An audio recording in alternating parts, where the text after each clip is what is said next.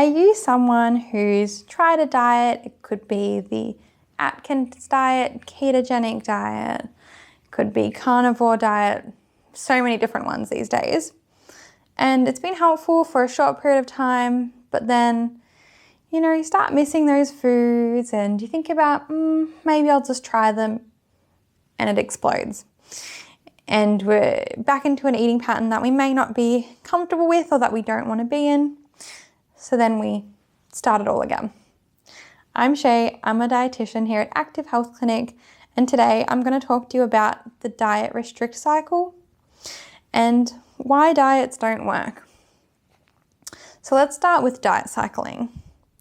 Diet cycling is when we attempt repeatedly to restrict our calories, food groups, follow certain food rules for an outcome such as weight loss, symptom management, or health benefits.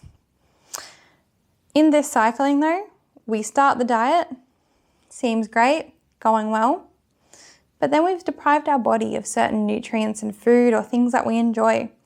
So we then start to have cravings, we might start to feel deprived of that food, we start to feel tempted, and then we eat that food or that food group.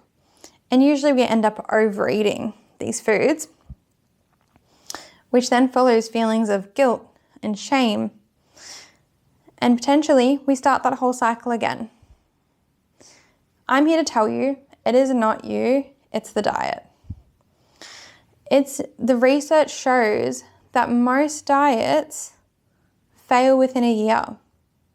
So that's not saying it's you, it's saying something about these diets is just not working for us. And that's completely okay.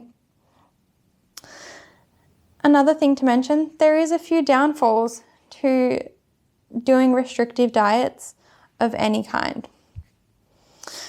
And one of those can be when we deprive our body of certain nutrients. So it could be fruit and vegetables, it could be carbohydrates, it could be things that we see as treats or unhealthy foods, or it could just be restricting calories overall.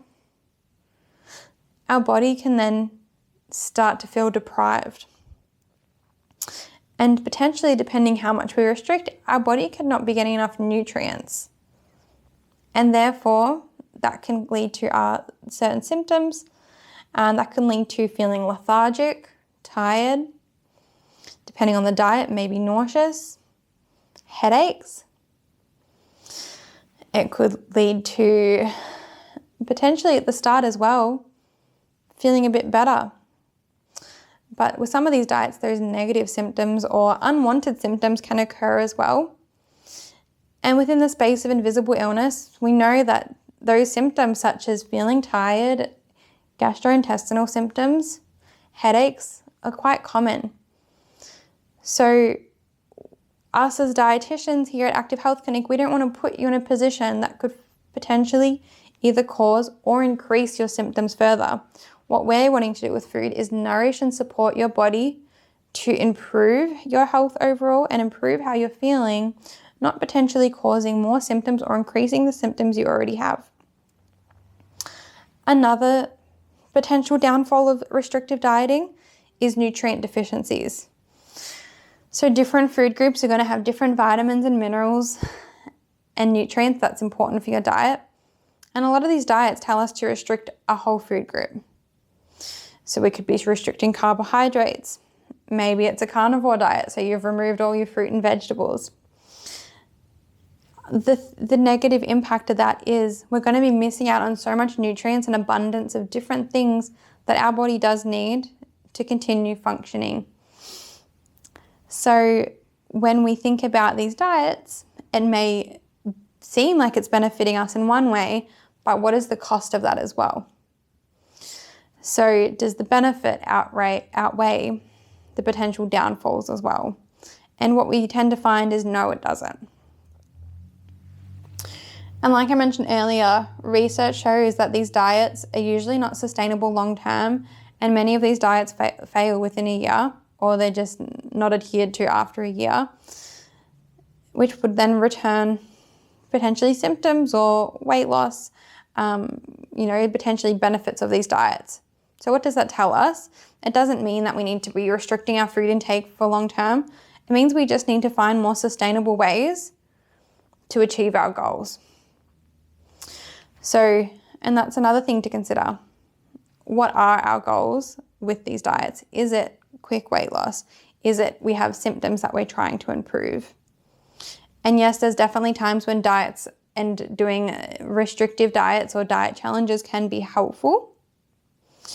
Doing a low FODMAP diet or a low chemical diet or a low histamine diet, potentially for some people at certain times can be beneficial, but it's never intended to be a completely long term. It's around identifying your symptoms and reintroducing as much food and variety as we can to support your body. The last downfall or potential risk of dieting that I want to talk about as well is the increased risk of developing eating disorders. So there is a link between restrictive dieting and dieting in general with potentially increasing the risk of disordered eating patterns or eating disorders.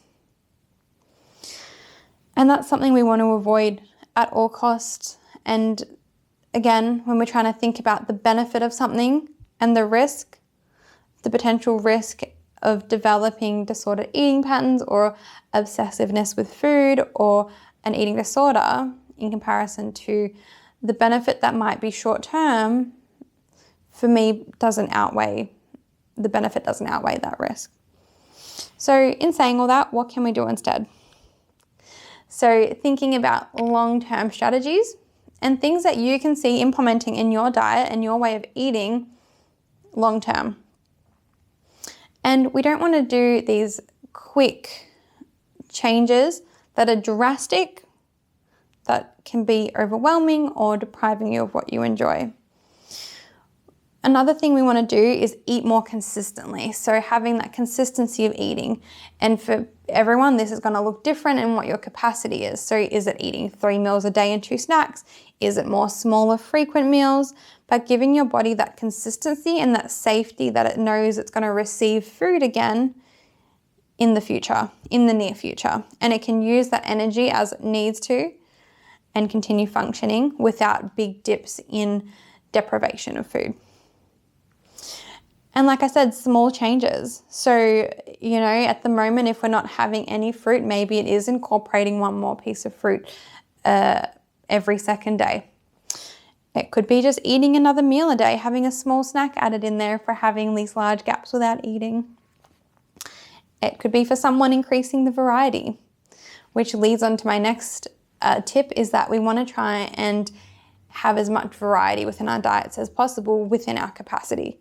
So for some people, it might be more fruit and vegetables. Maybe it's having different types of carbohydrate type foods, so grains and cereals and pastas and rice. For others, it might be their protein intake, so looking at our animal products and our plant-based proteins like tofu. But again, this is all very individualized on the person. So one thing that a sustainable eating pattern will look like for each person is going to be very different, where diets are very one-size-fits-all approach. So if you are someone who needs help of getting out of this diet cycling, one of the dietitians here at Active Health Clinic are more than happy to help you, and we'll find a personalized approach for you to implement long-term eating strategies. Thanks for watching.